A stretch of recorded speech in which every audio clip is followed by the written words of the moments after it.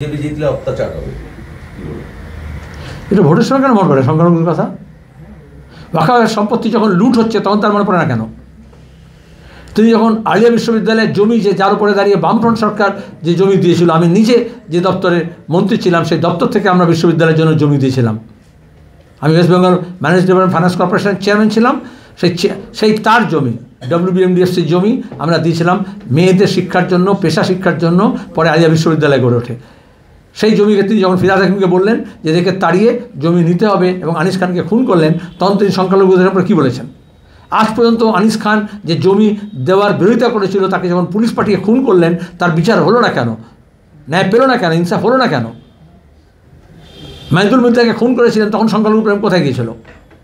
মাদ্রাসা বোর্ডের দুর্নীতি কোথায় গেল? তার দুর্নীতি। মাদ্রাসা সার্ভিস কমিশনকে তুলে দিলেন, মাদ্রাসাগুলোতে শিক্ষক নিয়োগ হলো না, তাদেরকে যতবার যাচ্ছে মাদ্রাসা শিক্ষকরা, হবু শিক্ষকরা তাদেরকে গ্রেপ্তার করা হচ্ছে, তখন সংখ্যালঘুর কথা মনে থাকে না? যখন দাঁড়িয়ে তিনি বলেছিলেন, নিজে ধর্নার নাটক করছিলেন রেড রোডে, আর সেখানে আগে শিবপুরে যখন ওই রামনবমীর মিছিলের নাম করে যখন দাঙ্গা হলো, তখন তিনি কেন বলেছিলেন যে আমি কিছুক্ষণ দিয়েছিলাম সুযোগ দাঙ্গা করার, পুলিশ কিছুটা ট্যাকটিক্যালি জায়গা দিয়েছিল দাঙ্গা করার জন্য হুগলিতে এবং হাওড়ায়? কোথায় গিয়েছিল সংখ্যালঘু প্রেম? যখন দিল্লিতে সিএর পরে যখন নিধন হয়েছে, গলি মানুষ আলোকও বলেছে, তখন কেন মমতা ব্যানার্জি মুখ ফোটেনি? 370 ধারা থেকে কাশ্মীর নিয়ে এক রাজ পর্যন্ত যা হয়েছে সে নিয়ে তার মুখ ফোটেনি কেন? যখন কবরস্থানের জমির ওপরে তৃণমূল দখল করে বাড়ি বানাচ্ছে, বাস টার্মিনাস বানাচ্ছে, ভ্যাট বানাচ্ছে, তখন তার সংখ্যালঘু প্রেম কোথায় গেছে? WMDFC যে লোন দিত বেকার ছেলে মেয়েদেরকে, যে দক্ষতা তৈরি করতো, যে স্কিল ডেভেলপমেন্ট করতো, সেগুলো বন্ধ হয়ে গেল। সেগুলো সম্পর্কে তার সংখ্যালঘু প্রেম কোথায় গেল?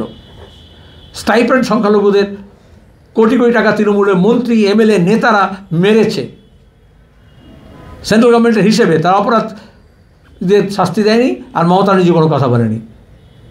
তখন সংখ্যালঘুর কথা কোথায় গেল? আজকে সংখ্যালঘু ছেলেমেয়েরা কেন লাশ হয়ে বাড়ি ফিরছে আর পরিযায়ী শ্রমিক হয়ে যাচ্ছে? কেন তাদের কাজ হয়নি? বেশিরভাগ সংখ্যালঘু মানুষ, তপশিলি জাতির মানুষ, আদিবাসী মানুষ কৃষিকাজের সঙ্গে যুক্ত। কৃষি লাভজনক নয় বলে আজকে তার ফসল বিক্রি হচ্ছে না বলে লাখ লাখ লোক কৃষিকাজ ছাড়ছে এবং দিন মজুরে পরিণত হচ্ছে। তার 100 দিনের কাজ বন্ধ, তার টাকা দিচ্ছেন না, চুরি করেছে তার টাকা। কোথায় গেল তার কথা? এখন তিনি ভোট আসছে বলে বিজেপি জুড়ে দেখাচ্ছেন।